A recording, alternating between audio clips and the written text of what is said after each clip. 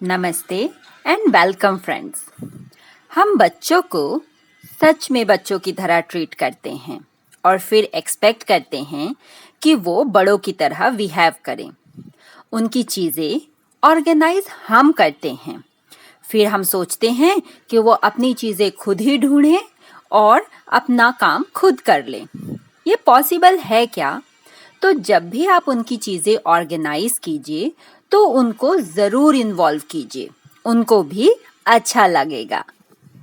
पहले wardrobe organisation देख लेते हैं। उसके लिए मेरे पास बहुत बड़ी अलमारी तो नहीं है, ये एक वुडन अलमारी है जिसमें 2 सेक्शन हैं। तो राइट वाला मैं मेरे बेटे के लिए यूज़ करती हूँ जिसमें एक ड्रॉर भी है, और एक्चुअली राइट वाला मैं यूज़ करती हूँ, लेफ्ट वाला मेरा बेटा। महीने में मैं एक बार उसके सारे कपड़े अलमारी से निकाल लेती हूँ और फिर उनको ऑर्गेनाइज करती हूँ ताकि मुझे एक बेटर व्यू मिल सके और आइडिया आए कि कहाँ पे क्या रखना है। ऑर्गेनाइज़र मोस्टली मेरे होममेड हैं, DIY।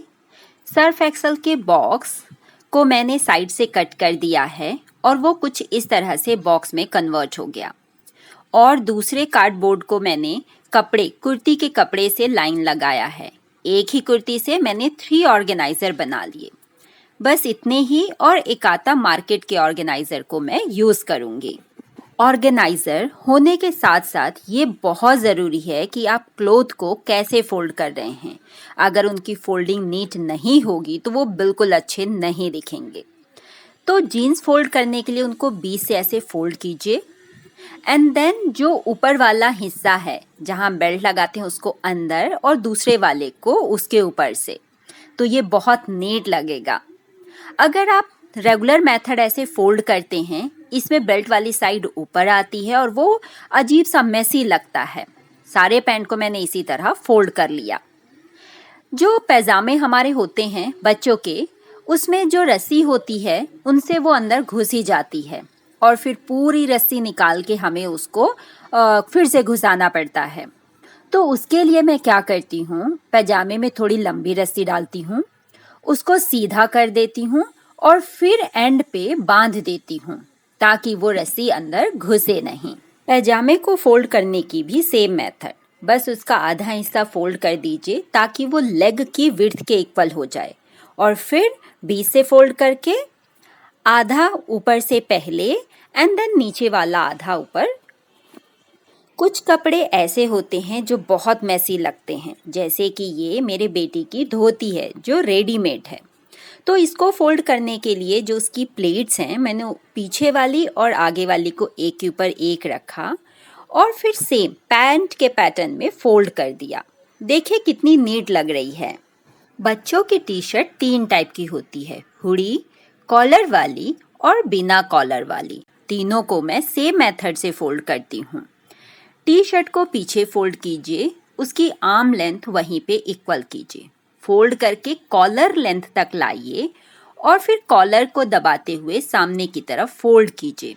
इस तरह से कॉलर खराब भी नहीं होगा और कपड़े एक दूसरे के साथ नीट लगेंगे। हुडी को बाही के साथ सामने लाके उसके थ्रेड को उसके अंदर डाल दीजिए और फिर बाकी मेथड सेम। तीनों एक जैसे दिख रहे हैं, डिफरेंस भी आप नहीं कर सकते कि कौन सा कॉलर वाला है कौन सा नहीं। यहाँ पे मैंने टी शर्ट 5-5 के ग्रुप में अरेंज की है, क्योंकि अगर सारा मैं एक साथ रख दूंगी तो हो सकता है कि जब बच्चे टी शर्ट निकालें तो एक के चक्कर में दूसरी टी शर्ट वो ज़रूर फैला देंगे। इनको सेग्रीगेट करने के बाद मैंने सारे कपड़े, जैसे कि ये न्यू वाले टी शर्ट है जो हम बाहर पहनते हैं उनको अलग, स्कूल की यूनिफॉर्म अलग, विंटर वेयर उनके साथ, कैप्स, हैंकीज, एथनिक वेयर, सबको मैंने सेग्रीगेट अलग अलग कर दिया है। अब आती है ऑर्गेनाइज करने की। तो ये जो सर्फ एक्सेल का बॉक्स है, इसके अंदर मैं यूनिफॉर्म रखती हूँ। जो 5 डेज की यूनिफॉर्म है वो नीचे, और मंडे को क्योंकि पीटी ड्रेस होता है तो वो सबसे ऊपर, ताकि जब बेटा मेरा ये बॉक्स खोले तो ऊपर से यूनिफॉर्म निकाले और पहन ले और फिर धोने के लिए डाल दे। सेम वे टी शर्ट को मैं इस ऑर्गेनाइजर में वर्टिकल पोजीशन में रखती हूँ, वहीं में राइट हैंड साइड अंडरवेयर रख देती हूँ। हैंकीज इस छोटे से ऑर्गेनाइजर में। ना ये जो बॉक्स है ये मार्केट का है, इसमें मैं हाफ पैंट्स रखती हूँ उसके नाइट वेयर वाले। मैं वो मार्केट से नहीं खरीदती, जो फुल पैंट होते हैं खराब हो जाते हैं, कट करके हाफ उनको कन्वर्ट कर देती हूँ। एथनिक वेयर एक दूसरे ऑर्गेनाइजर में। ऑर्गेनाइजर्स को कबर्ड के अंदर आप कैसे रखते हैं ये भी बहुत इम्पॉर्टेंट है।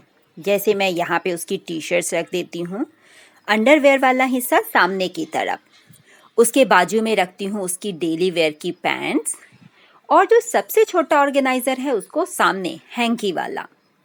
ऊपर वाला जल्दी से मेरे बेटे को मिलता नहीं है, तो वहाँ पे मैं रखती हूँ उसकी बाहर जाने वाली T shirt, ethnic wear and jeans pant.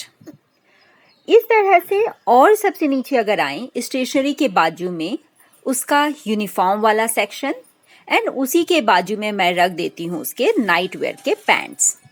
Drawer में आप ऐसी चीज़ें रखिए जो बहुत छोटी हो और जो हमें हैंडी चाहिए। जैसे यहाँ मैंने बेल्ट को रोल करके रख दिया है।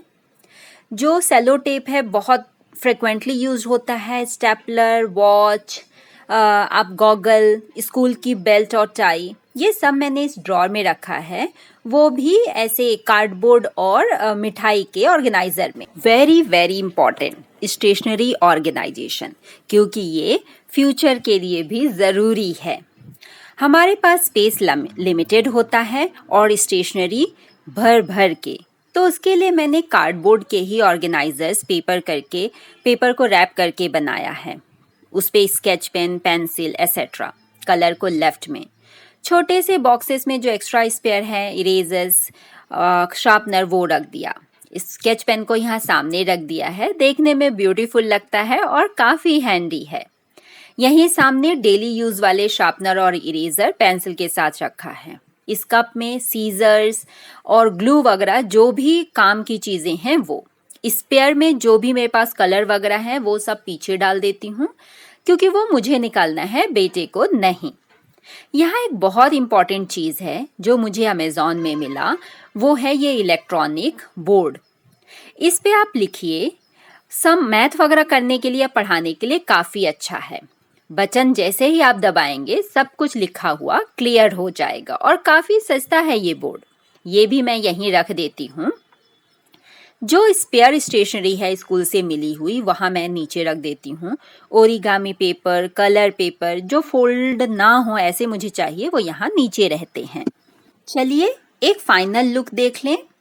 तो यहाँ सबसे ऊपर बाहर जाने वाले कपड़े और एथनिक, नीचे यहाँ डेली वेयर के कपड़े, टी शर्ट्स वगैरह, और उसी के नीचे स्टेशनरी। वो ढूंढना पड़ता है इसलिए थोड़ा सामने चाहिए। ड्रॉर में टाई और गॉगल वगैरह। यहाँ राइट हैंड साइड में नाइट के कपड़े और स्कूल यूनिफॉर्म, नीचे स्टेशनरी। शॉर्ट में स्टडी टेबल को भी ऑर्गेनाइज कर लेते हैं। कबर्ड से आप राइट हैंड साइड में टर्न होंगे तो यहाँ पे बालकनी है और वहीं पे मैंने उसकी टेबल रखी हुई है।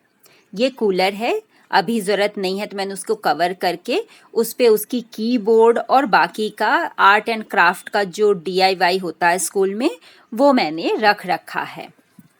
टेबल पे एक कनेक्टर है जिस पे चार्जर लगा के उसको मैं पीछे की तरफ हैंग कर देती हूँ, टैब वगैरह चार्ज करने के लिए। एक सिंपल सा ऑर्गेनाइजर मैंने यहाँ पे रखा है पेन वगैरह रखने के लिए। बुक्स एक बॉक्स में कॉर्नर पे रख दी है। वहाँ पे कुछ डेकोरेटिव पीस जो मेरे बेटे ने ही बनाए हैं। कनेक्टर को थोड़ा खिसका के वहाँ शिव जी का एक क्रिस्टल रख दिया। इस तरह से ये रूम फाइनली सेट हो गया। हमारे लिए बुक्स जितनी इम्पॉर्टेंट है, बच्चों के लिए उनके टॉयज़ उतने इम्पॉर्टेंट हैं, तो उसके लिए भी मैंने स्पेशल स्पेस बनाया है। मेरे टीवी यूनिट में 2 ड्रॉर हैं, तो दोनों ही ड्रॉर में मैंने उसके टॉयज़ रख रखे हैं। इस वाले ड्रॉर में जो उसके लूडो है, कैरम है और बिजनेस का गेम है, उन सब की कीज़ को बॉक्सेस में भर के रखा है। शटल वगैरह जो एक्स्ट्रा स्पेयर में है वो सब यहीं पे रखा हुआ है। उनके बोर्ड्स को मैं ड्रॉर के किनारे स्टैंडिंग पोजीशन में रखती हूँ। उसका फेवरेट बेब्लेड वहीं टॉप में। जो बड़े टॉयज़ हैं जैसे कि स्केट बोर्ड, बैट, वो मैं यहाँ पे एक बकेट में रखती हूँ। होप आपको ये ऑर्गेनाइजेशन पसंद आया हो। Thank you.